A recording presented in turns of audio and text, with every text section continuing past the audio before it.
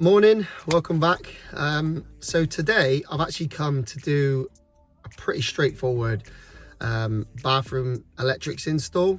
3 spotlights, shaver socket, switch and fan isolator, and then putting in a fan in the loft. So, you know, like a fan unit in the loft sort of system with a vent out and then just circle grill. Got here, asked to look at the fuse board, gone into the garage, and the first thing I've seen is that the fuse board has actually got a massive crack in the front casing. So I've sort of spoke to the customer. I've also then pointed out that the cooker circuit, the downstairs, upstairs sockets, 2 lighting circuits are all on the non-RCD protected side. There is an RCD on the board, which is strange. But that's only protecting the water heater and the shower. So obviously my first thought is we need to get this board replaced because of the crack, but it will obviously be beneficial for the homeowner as well, because they will have separate RCBOs put in the new board. It'll obviously be made of non-combustible material and will be able to work safely, and he will obviously get a new board out of it as well. So I've just spoke to the customer. He's agreed to get the board changed. So I've cancelled this afternoon's job. I'm going to get the board done first, and then I'm going to go on and crack on with the bathroom. So let's get back inside. I'll show you the board, and you can see for yourself why I'm going to change this board. Right, so this is the consumer unit. As you can see, visually, the cover is cracked, missing a blank. And the first thing I've noticed is these 5 sockets here, cooker, sockets, and then 2 lighting circuits, are not protected by an RCD. They're just straight off the 100 amp main switch. So I've decided to speak to the customer, like I said, and obviously get this board changed. Not too sure what this one does, not sure if it's a spare, haven't actually took the board cover off yet.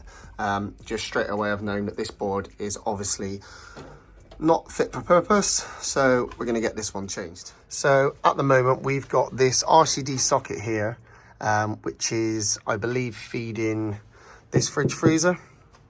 There's a few extension leads in here, but they don't seem to lead to anywhere. They just are fixed to the wall. So we're going to replace that.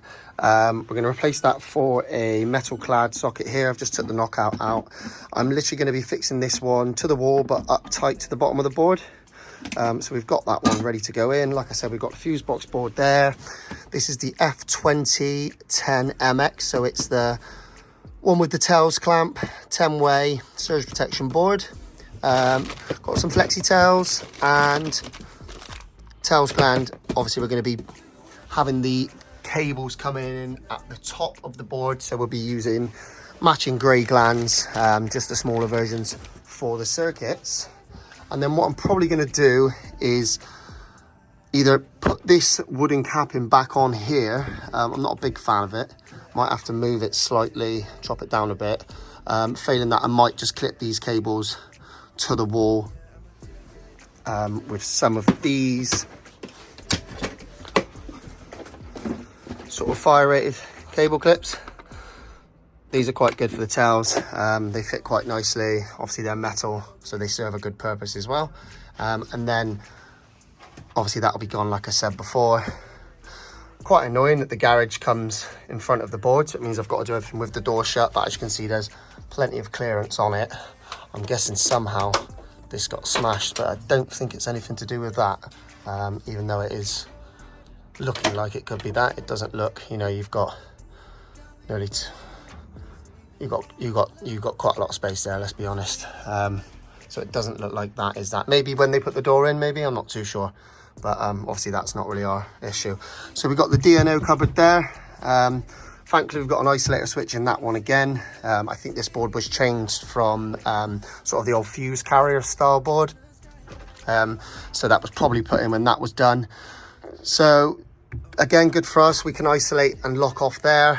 And then we can work dead from this point out. I'm going to make up the board now because the customer's just in there having their dinner, so they're cooking that up on the cooker at the moment. Once that's done, they've given me the nod.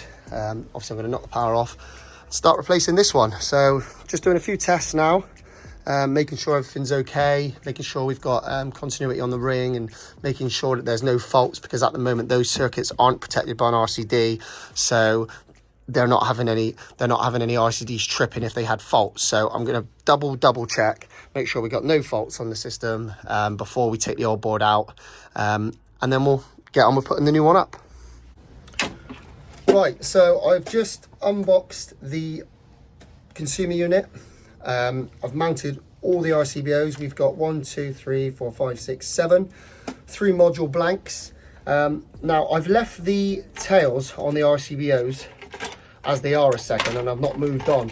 The main reason for this is I'm going to explain the reason why I take the tails for the RCBO underneath the tails clamp, tucked in behind, out the way, leaving me enough space to be able to bring the tails in.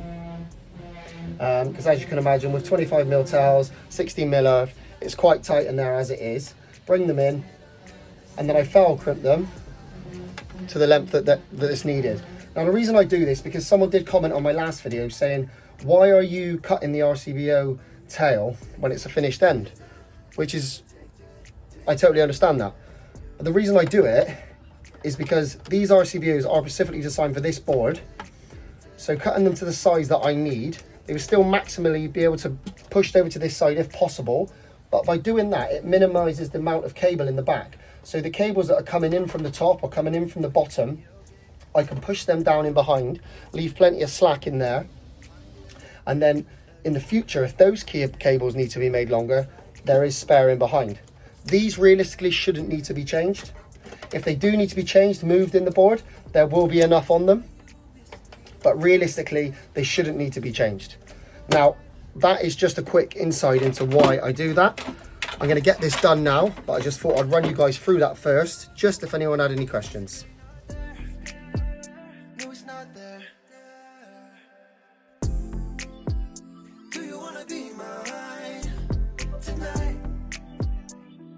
Sit under the city lights. All the stars up in the sky light up your life in the nighttime. Oh yeah, I'm addicted. Right, 1, 2, 3, and that one, 4. Right.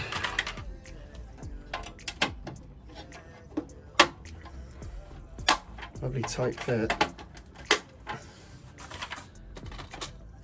One more. What have I done with that? Yeah, I didn't have one more. Cool. Look at that. Anyone would think that that's those push lock ones, but it's not. It's your normal screw ones. So 3 20mm stuffing glands going in. It's probably going to be 2 for the ring circuits, 1 for the lighting circuits, and then I'm going to bring the shower and the cooker and possibly the water heater down in this big one here, unless I can fit it in with the lights on the end. But this one's white, that's all I had. Not going to lose any sleep over it though. It is literally just a stuffing gland. So the board's all made up, it's ready to go in.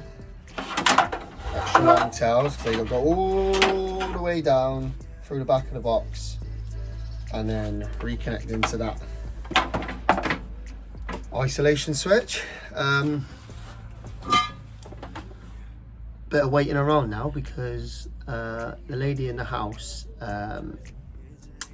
she has got carers in, so can't turn the power off until they finish. They've come unannounced, which is absolutely fine, but we were working to a time scale, so the chap in the house could make their lunch. That was just about to start, and then the carers turned up, so they're not going to be too long. They just need a little bit of power for what they're doing, and then we'll get this in. Maybe I'll have a sandwich or something, maybe. Right, so I've locked off the isolation switch, disconnected the tails, and then I've locked the cupboard. There's the tails there. Obviously the board is behind the garage door. Now that is quite annoying because obviously it means we've got to shut the garage door and it's going to be pitch black in here. Luckily for me, obviously I've got a battery powered light, so I'm going to use that, give us plenty of light in here, get that old board off. It tested really well, which is obviously a big bonus. No faults on the circuits, so I'm more than happy to put these RCBOs in. Let's get this out, get the new one mounted up, get the new tails run through. We need to disconnect the earth out of the old board, obviously bring it into the new one. I've got 16mm earth existing, 10mm gas bond, 10mm water bond, which is also good. Yeah, let's get it done, get this garage door shut and turn the light on. There we go. Right, I'm just going to mark up my rings. So we've got ring 1 and then ring 2. There is a spur in there, I think, feeding this socket here. That is our hot water, our shower. They're all different sizes. Cool, 2 lighting circuits. That's fine, that's all I need. Right, let's go ahead and pulling this one out. Lots of cobwebs. It's absolutely freezing in here. I am Baltic.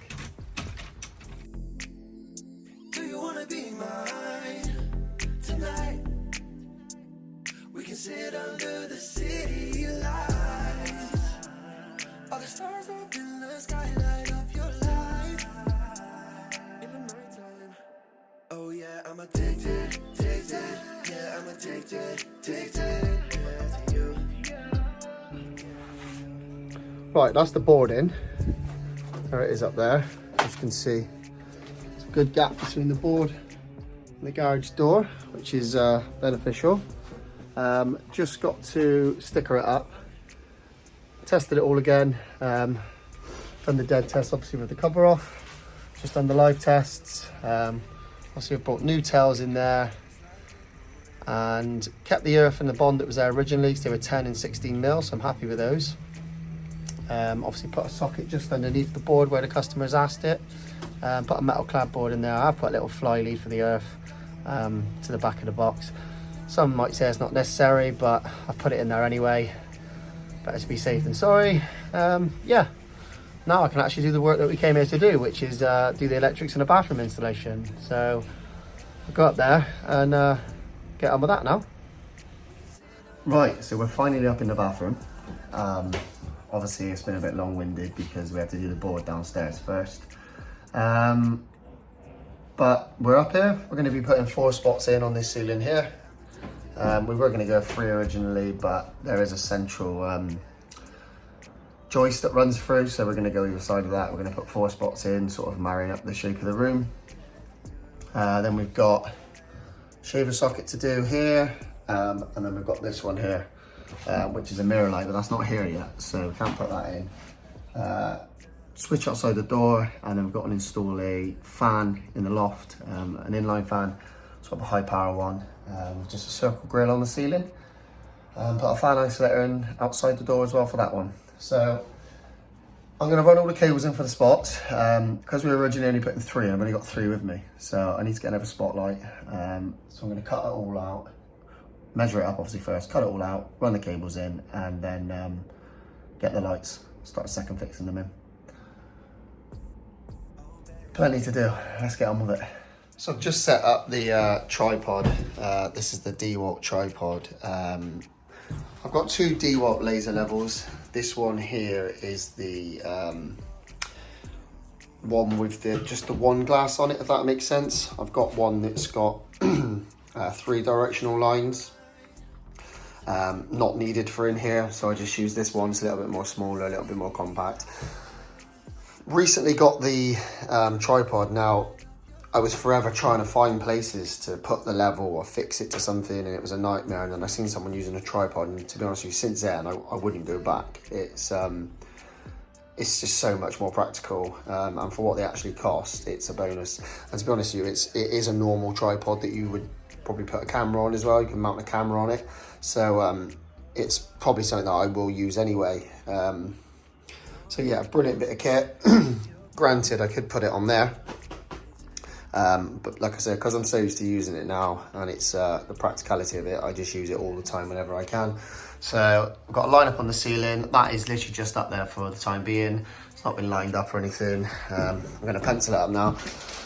Again, this is another recent purchase. This CK tape.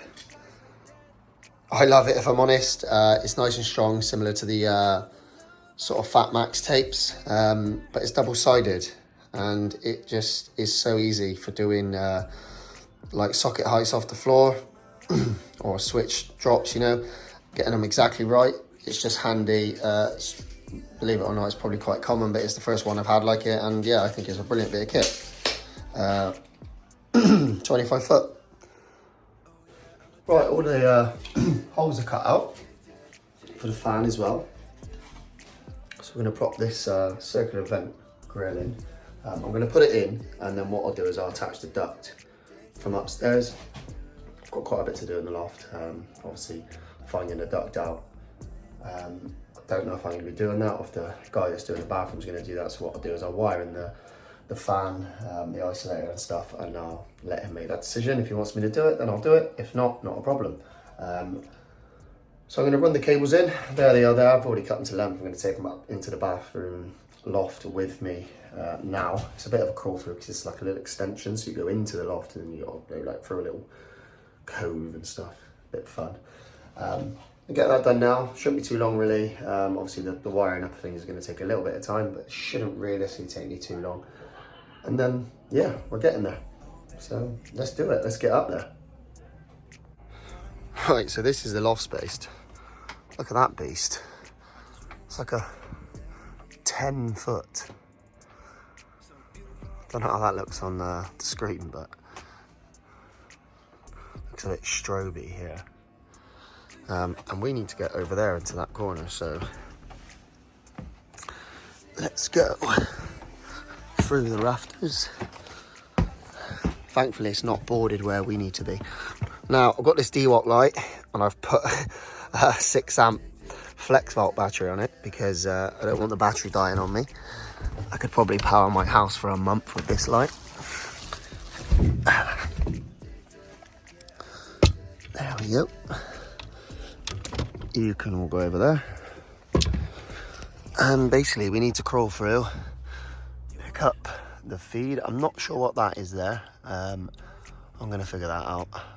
Possibly could be the old light switch, which is being changed. So I won't sort of connect into that. I will just run the new cable that I've pushed up, which is there. You can just see it coming out. The middle one between those, that pipe and the other cable. I'll run that all the way back and take that one out entirely. Yeah, lofts, love them. So this is the spotlights that we've gone with. Either the JCC V50s for the white bezel. So you can obviously connect up this part first and then click the spots in after if you want to. Or you can make it all up as you go. We've got 2 entry holes, obviously in and out. Leno, lovely. So yeah, they should come with a white bezel, which they do. Can change that for like a black one or brushed or whatever you want, but that's the ones we're going to use. And we're going to get them up now. Right. So maybe on that. Maybe on that.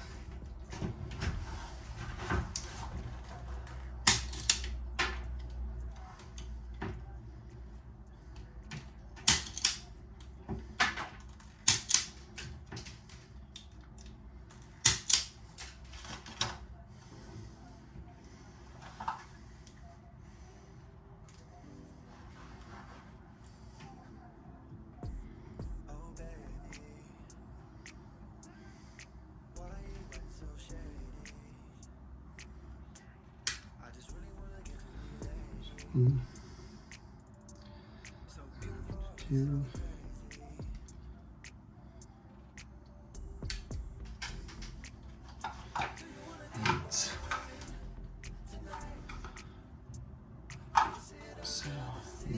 Neutral.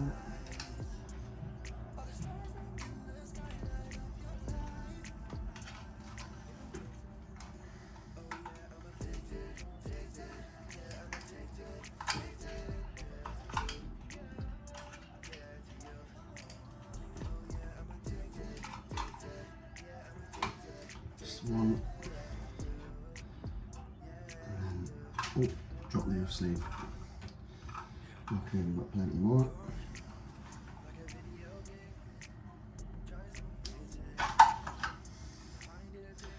How many of us drop the earth sleeve? So annoying. Usually put a little tiny bend in it while it's sat there, but sometimes it still happens, just like it did there. Pushing down in on these push fits nice and tight, because you can do a nice little tug test on them after and make sure they're nice and solid. There it is, in there. Make sure obviously that the inner cores are within the box, and obviously the sheath of the cable is then sort of pressed into with the casing. That's one done. Feed him up. He goes that way. Ready for a spot. Usually I'll do this one last, but because it's right next to me, I'll do it as I'm going. There's always something nice about doing the last one, because it's just one. It's not so bad in these JCC ones because they've all got their own little terminations. It doesn't really make a difference. But on some where you, like the KSR ones for example, where you've just got 2 ports in your connection, you can sometimes get a little bit busy. So with those it's always nice to do the last one, but with these it's not so much of an issue doing 1 or 2. Get in place, a little push, a little bit tricky at times.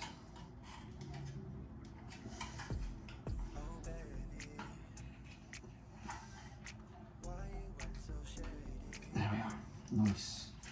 Again, make sure that the sheath is down far enough. What was that all about?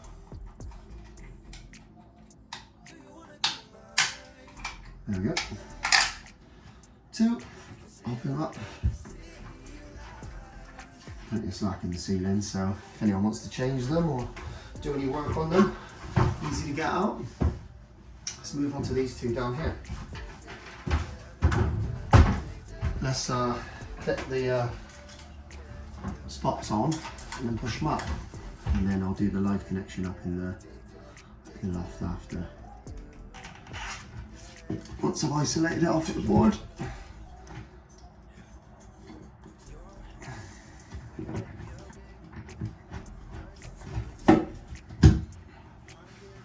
like a glove, lovely.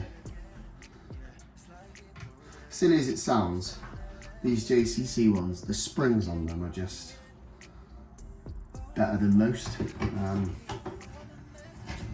I do use the Aurora ones as well, the Prism ones, they're quite good.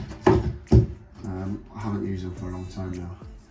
These ones here, probably the best ones, spring wise. They're a nice small spotlight as well, they're not massive. Some are, still requires the same 70mm cutout, but the actual body still same size, but the bezel's not massive on it. Some of them, the bezel's massive, and I'm not a big fan of them.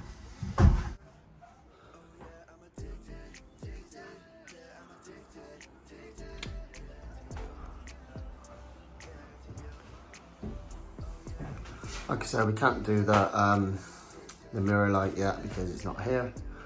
Apart from that, everything's done. Fans in. It's off at the moment because it's not been vented out, but you can hear it kick in, so I'm just going to leave that one off. Yeah, job's a good one. That's it, wrapped up. We have got to come back to this property to do a fan in the bathroom next door, but that's sort of an added extra. So we'll be doing that, and maybe do the mirror if it gets here in time, if it ever turns up. Yeah, that's a wrap. Tomorrow we've got a garden sort of garage outhouse that they're turning into an office study, so we're running power to that, and putting the new consumer units, lights, everything, etc. in that. So we'll get that on video and we'll show you through that as well. So yeah, hope you enjoyed this video. That's it for now, and I'll see you on the next one.